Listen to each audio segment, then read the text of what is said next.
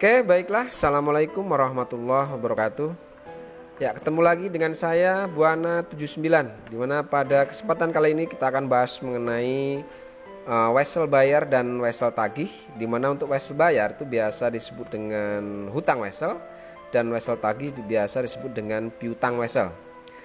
Oke, langsung saja di sini kita akan coba masuk pada teori tentang wesel, dimana secara simpel wesel ini adalah sebuah bukti ya. Jadi sebuah bukti janji tertulis bahwa si pemberi wesel itu akan membayarkan uang dalam jumlah tertentu pada tanggal yang disepakati pada penerima wesel.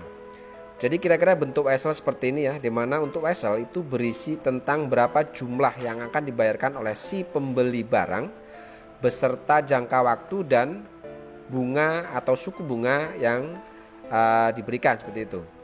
Nah, pada saat si pembeli atau si pemberi wesel ini menerbitkan sebuah wesel, maka otomatis akan disertai dengan namanya promise atau promissory note ya, seperti itu.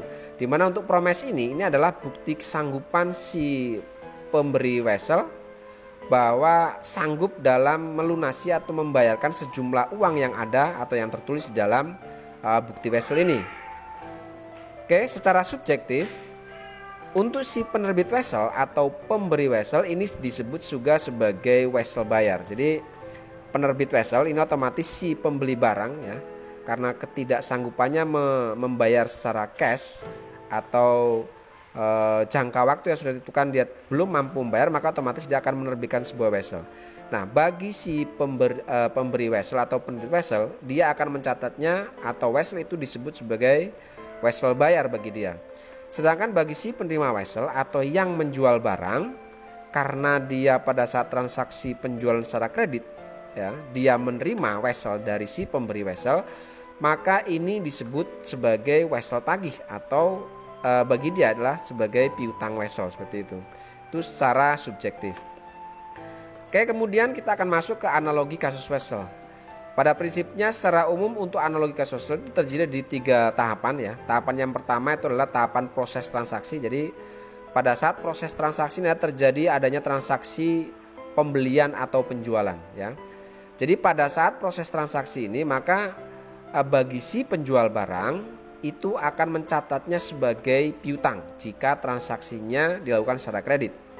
Tetapi bagi si pembeli atau yang melakukan pembelian barang secara kredit, bagi dia itu akan dicatat sebagai hutang. Ini normal-normal saja karena pada saat proses transaksi hanya terjadi transaksi penjualan atau pembelian secara kredit. Jadi belum masuk berkenaan dengan wesel.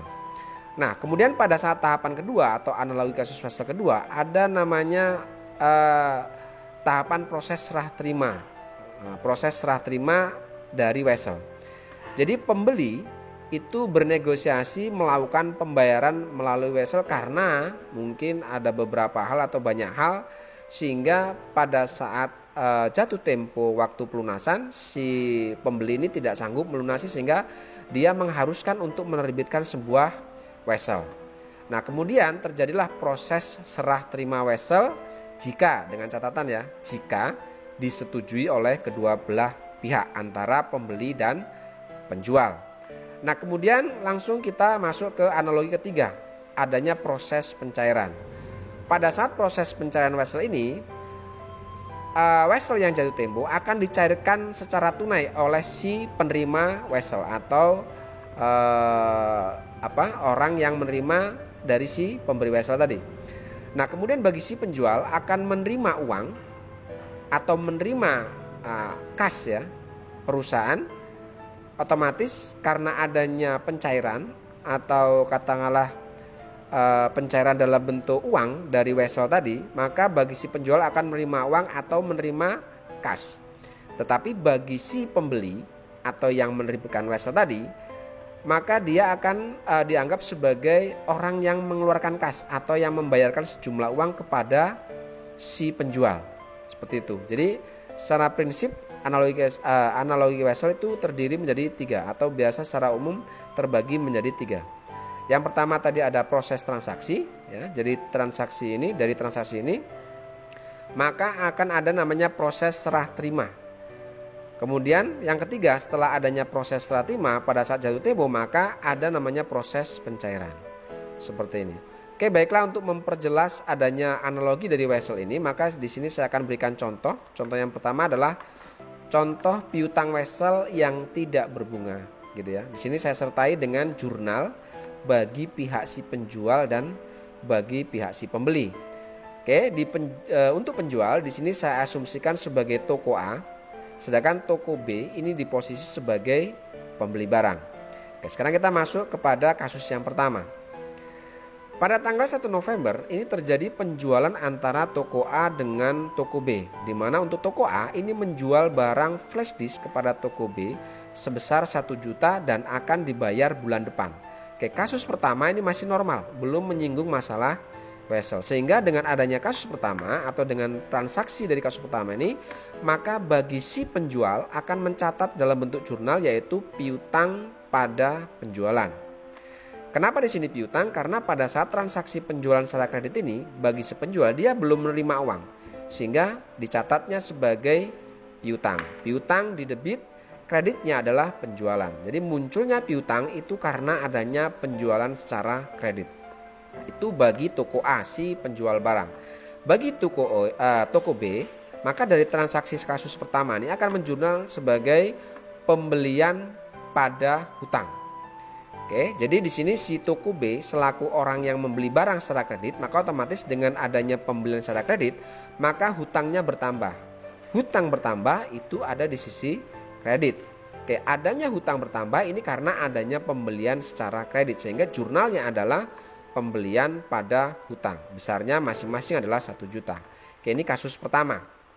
Kemudian yang kedua, setelah itu pada tanggal 1 Desember, ya, perhatikan untuk kasus pertama terjadi transaksi adalah 1 November ya. Kemudian perjanjian di sini adalah akan dibayar bulan depan. Berarti kalau bulan depan berarti bulan Desember.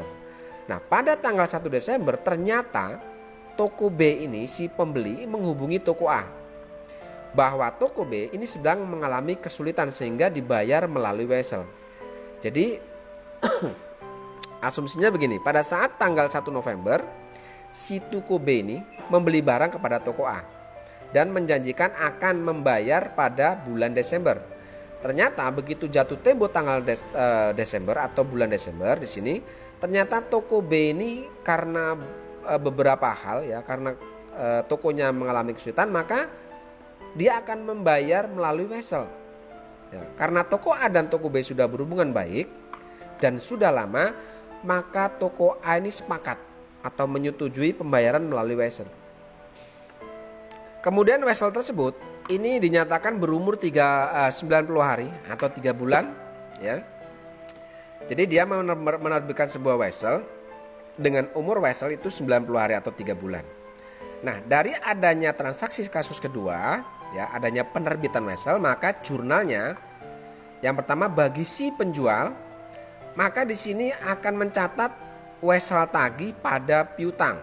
Oke, perhatikan. Pada saat kasus pertama ini jurnalnya adalah piutang pada penjualan ya. Karena penjualan secara kredit maka dia akan mendapatkan piutang. Pada saat kasus kedua, begitu bulan Desember, ternyata toko B ini tidak mampu membayar sehingga dia harus menerbitkan wesel, menjanjikan wesel yang umurnya adalah 3 bulan. Sehingga piutang yang tadi terjadi pada kasus pertama ini akan berbalik menjadi wesel tagih. Ya, sehingga di kasus kedua jurnalnya adalah wesel tagih pada piutang. Piutangnya hilang berubah menjadi wesel tagih. Seperti itu. Ini jurnalnya. Ya, untuk nominalnya ini sama dengan yang di atas yaitu 1 juta. Oke, ini pun sama 1 juta. Ya. Ya, sekali lagi ya, jadi piutangnya pada kasus kedua, piutangnya ini akan hilang berubah menjadi wesel tagih. Wesel tagih ini sama dengan piutang wesel bahasa lainnya. Jadi yang tadinya hanya piutang ya, karena berubah adanya penerbitan wesel ini, maka otomatis piutang ini menjadi piutang wesel atau wesel tagih. Ini bagi si penjual. Bagi si pembeli, maka yang tadinya pada saat pembelian kredit ini hutangnya bertambah, pada saat dia menerbitkan wesel, maka hutangnya ini akan menjadi wesel bayar. Jadi wesel bayar itu sama dengan hutang wesel. Seperti itu. Jadi berubah nama, yang tadinya hutang menjadi wesel bayar, yang tadinya piutang menjadi wesel tagih. Wesel tagih itu sama dengan piutang wesel, wesel bayar itu sama dengan hutang wesel. Jadi ada perubahan nama akun di sini, ya, dari transaksi pembelian kemudian ke transaksi penerbitan wesel ini. Oke, sekarang kita masuk ke kasus ketiga. Nah, pada saat jatuh tempo tanggal 1 Maret dilunasi wesel tersebut oleh toko B. Jadi ada pelunasan dari wesel tagih ini pada saat jatuh tempo, yaitu di kasus ketiga tanggal 1 Maret. Jadi pada tanggal 1 Maret pada saat dilunasinya wesel, maka bagi si penjual yang menerima wesel tadi, yang menerima wesel tagih tadi, maka akan berubah jurnalnya menjadi kas di debit. Jadi kas bertambah karena adanya pelunasan wesel tadi, ada pencairan ya, proses pencairan wesel tadi, maka otomatis wesel tagih tadi dicairkan dalam bentuk uang berubah menjadi kas. Sehingga kasnya di debit, di kreditnya adalah wesel tagih. Kita dapat kas karena adanya pencairan wesel tagih. Itu bagi si penjual. Bagi si pembeli kebalikannya. Karena pada saat penerbitan wesel tadi dia mempunyai hutang wesel atau wesel bayar, maka pada saat tanggal 1 Maret maka dia akan mengeluarkan kas untuk membayar wesel bayar ini atau hutang wesel ini. Sehingga jurnalnya untuk kasus ketiga pada saat terjadi pencairan atau pelunasan wesel, jurnalnya bagi si pembeli itu adalah wesel bayar pada kas, masing-masing jumlahnya adalah 1 juta.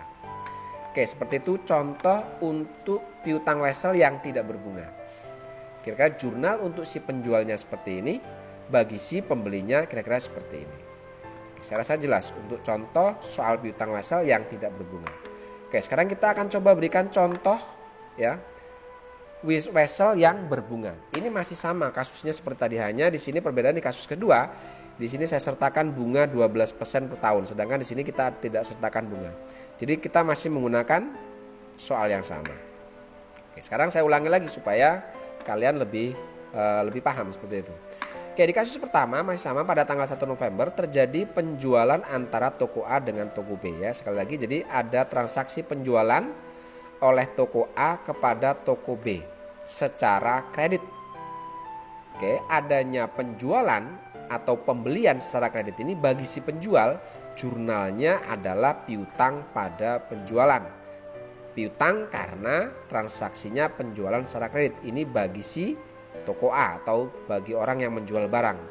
Maka pada saat adanya transaksi penjualan secara kredit, dia baru menerima dalam bentuk piutang, belum dalam bentuk kas.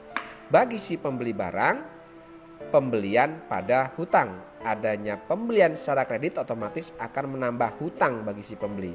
Sehingga di sini hutang bertambah ada di kredit karena saldo normal hutang itu ada di kredit. Sehingga jurnalnya adalah pembelian pada hutang masing-masing 1 juta.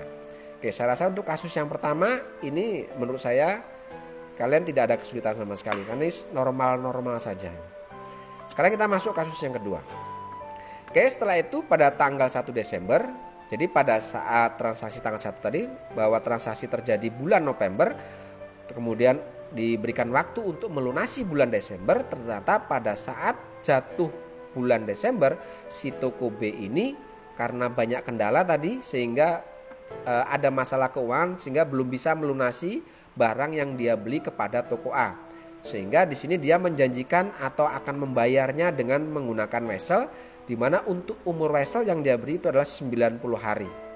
Atau umur wesel yang diterbitkan adalah 90 hari atau 3 bulan. Oke, di sini ada pertambahan dengan bunga 12% per tahun. Oke, sekarang dari analogi kasus yang kedua, jurnalnya yang pertama yang harus kita buat adalah jurnal pada saat penerbitan wesel. Kemudian jurnal penyesuaian ya, karena di sini dari bulan November, Desember ya, dari Desember sampai bulan Maret karena jatuh temponya bulan Maret, ini melewati tahun tutup buku ya. Otomatis di bulan Desember atau akhir tahun ini maka karena harus ada tutup buku, maka harus dibuatkan jurnal penyesuaian adanya pendapatan bunga. Oke, jadi seperti itu. Oke, sekarang untuk lebih jelas perhatikan di sini. Oke, jurnal yang akan kita buat ya dengan adanya penerbitan wesel, maka otomatis jurnalnya sama seperti tadi ya, wesel tagih pada piutang. Di sini nggak ada pembeda, jumlahnya nilainya adalah 1 juta. Ya, sama seperti tadi. Yang membedakan di sini adalah jika ada bunga, maka kita harus membuat jurnal penyesuaian untuk akhir periode dan jurnal penutup awal periode berikutnya. Oke, untuk AJP atau penyesuaian untuk pendapatan bunga tanggal 31 Desember, bunganya adalah piutang bunga pada pendapatan bunga. Kenapa di sini piutang? Karena adanya pendapatan bunga ini belum diterima dalam bentuk uang sehingga masih dalam bentuk piutang bunga. Kita dapat piutang bunga dari adanya pendapatan bunga. Dari pendapatan bunga sebesar 12%. Oke, sekali lagi saya tegaskan, ini bagi si penjual ya. Bagi si penjual itu harus buat jurnal penyesuaian untuk adanya pendapatan bunga. Bagi si pembeli, dia harus membuat jurnal penyesuaian untuk beban bunga bagi si pembeli. Oke, sekarang kita fokus ke penjual dulu di sini. Nah, jurnal penyesuaian untuk adanya pendapatan bunga 1 bulan, yaitu bunga bulan Desember, karena Januari dan Februari ini belum kita lewati, maka yang harus kita hitung adalah bunga pendapatan bunga hanya untuk 1 bulan, yaitu bulan Desember. Oke, jurnalnya piutang bunga pada pendapatan bunga. Nilainya 10.000 ini dapat dari 1/12 ya, karena kita mencari bunga yang bulan Desember berarti 1 bulan, maka 1/12. Karena di sini bunganya adalah bulanan, maka dihitung 1 tahun. 1/12 kali 1 juta nilai weselnya tadi, kali 12%, ketemulah 10.000. Ini adalah pendapatan bunganya.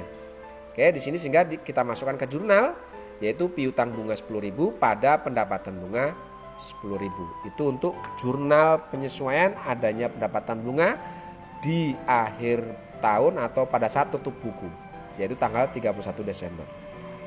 Sekarang pada saat awal periode ya, begitu jurnal penyesuaian sudah dibuat, maka pada awal periode kita harus membuat namanya jurnal pembalik. Fungsinya jurnal pembalik ini adalah untuk menutup ya, untuk membalik adanya pendapatan bunga ini. Perhatikan di sini untuk jurnal penyesuaian untuk adanya pendapatan bunga itu adalah piutang bunga pada pendapatan bunga. Karena dibalik di sini di awal periode harus dibuat jurnal pembalik, maka jurnalnya dibalik. Yang pendapatan bunga tadi di kredit jadi debit, yang piutang bunga di debit jadi di kredit. Nominalnya sama. Oke. Seperti itu. Nah, sekarang bagi si pembeli, sekali lagi bagi si pembeli pada saat adanya serah terima atau penerbitan wesel, maka di sini yang tadi namanya hutang ya akan berubah jadi wesel bayar. Kemudian pada saat akhir tahun dibuatkannya jurnal penyesuaian, bagi si pembeli itu bukan pendapatan bunga tetapi beban bunga. Sehingga jurnal penyesuaian untuk namanya beban bunga 31 Desember, jurnalnya adalah beban bunga pada hutang bunga. Adanya beban bunga yang belum kita bayar akan menjadi hutang di sini. Sehingga hutangnya di kredit. Debitnya adalah beban bunga. Adanya beban bunga ini otomatis akan menambah hutang bunga bagi si pembeli atau bagi si toko B. Nah, cara menghitungnya sama seperti pendapatan bunga tadi, 1/12 kali 1 juta kali 12%. 1/12 itu adalah kita mencari 1 bulan dari 12 bulan. Kalikan berapa nilai weselnya, kalikan berapa suku bunga 1 tahunnya, yaitu 12%. Sehingga di sini ketemulah 10.000. Maka 10.000 ini akan menjadi hutang bunga. Kita letakkan di sini. Oke. Lalu untuk beban bunganya pun sama 10.000. Nah, pada awal periode si pembeli ini pun harus membuat namanya jurnal pembalik untuk membalik adanya beban bunga ini. Nah, jurnal pembalik untuk membalik adanya jurnal beban bunga ini atau jurnal penyesuaian beban bunga ini adalah hutang bunga di debit, yang tadinya hutang bunga ini di kredit jadi di debit. Kreditnya beban bunga, yang tadinya beban bunga ini ada di debit. Karena dibalik maka kita tinggal balik saja di sini. Hutang bunga yang tadinya kredit jadi debit, beban bunga yang debit jadi di kredit. Nilainya adalah 10.000, sama dengan yang di atasnya. Oke, saya rasa untuk kasus 2 selesai ya. Jadi untuk kasus 2 catatannya bagi si penjual harus membuatkan jurnal pada saat dia menerima wesel, jurnal penyesuaian untuk adanya pendapatan bunga, karena dari Desember sampai Maret itu melewati akhir tahun, maka setiap akhir tahun harus dibuatkan penyesuaian untuk adanya pendapatan bunga itu. Kemudian pada awal periode dia harus membuatkan jurnal pembalik. Jurnal pembalik untuk membalik jurnal penyesuaian ini. Bagi si pembeli sama seperti tadi bagi penjual, dia harus menghitung hutang bunga, ya, beban bunganya gitu. Karena melewati periode tahun atau melewati bulan Desember, maka pada saat akhir Desember, 31 Desember, dia harus membuatkan penyesuaian untuk menghitung namanya beban bunga. Ya. Kemudian pada awal periode, pembeli harus membuat juga namanya jurnal pembalik, yaitu untuk membalik adanya penyesuaian dari jurnal yang menghitung beban bunga ini. Oke ya, jadi ada 3 tahapan. 1, untuk mencatat adanya penerimaan wesel. Yang kedua, untuk mencatat adanya bunga karena dia melewati akhir tahun. Yang ketiga adalah membuatkan jurnal untuk pembalik dari pendapatan maupun beban bunga yang ada di tanggal 31 Desember. Sekarang kita masuk ke kasus ketiga, yaitu pada saat jatuh tempo atau pada saat pencairan atau pelunasan weselnya. Jadi jurnal untuk mencatat adanya pelunasan atau pembayaran wesel ini bagi si penjual akan mencatatnya sebagai kas pada wesel tagih dan pendapatan bunga.